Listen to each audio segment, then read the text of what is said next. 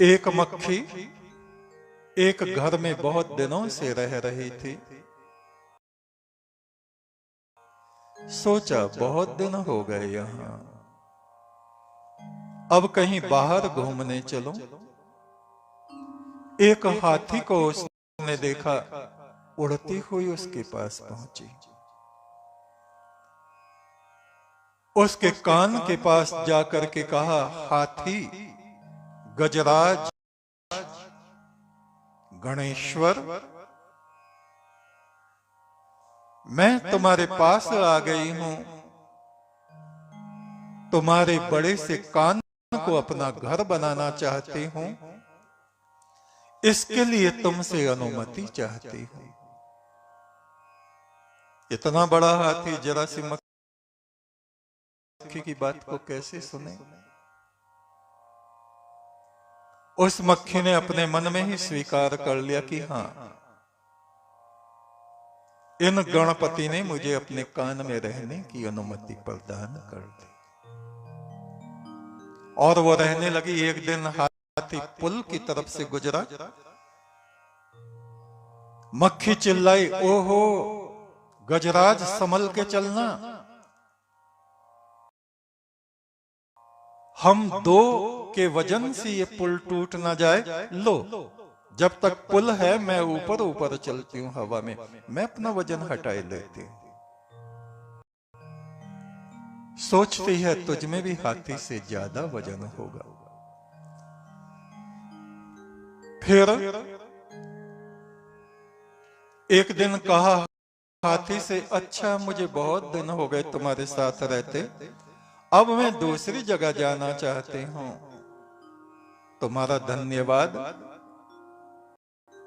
कि तुमने अपने कान में मुझको रहने के लिए घर दिया। मक्खी ने उसका धन्यवाद किया और उड़ गई। हाथी को पता भी नहीं चला वो मक्खी कब आई, कब पुल से गुजरते हुए ऊपर उठी, कब उसको छोड़कर चली गई।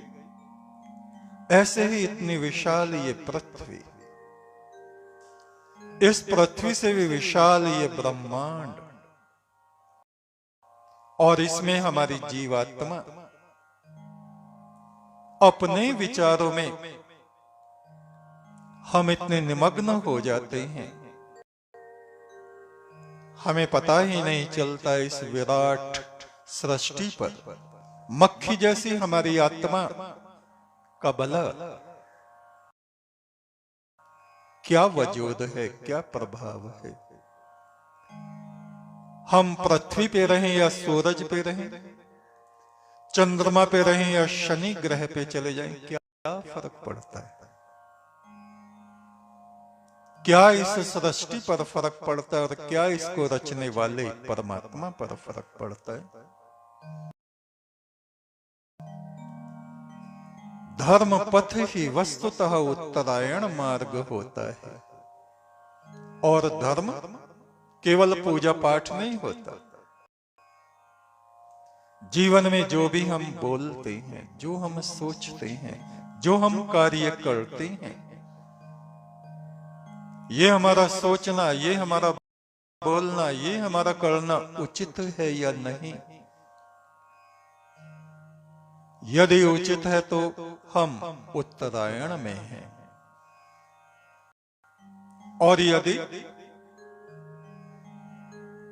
हम उचित नहीं हैं तो उच्चता हमारा त्याग कर देती है, सुख समृद्धि हमारा त्याग कर देती है।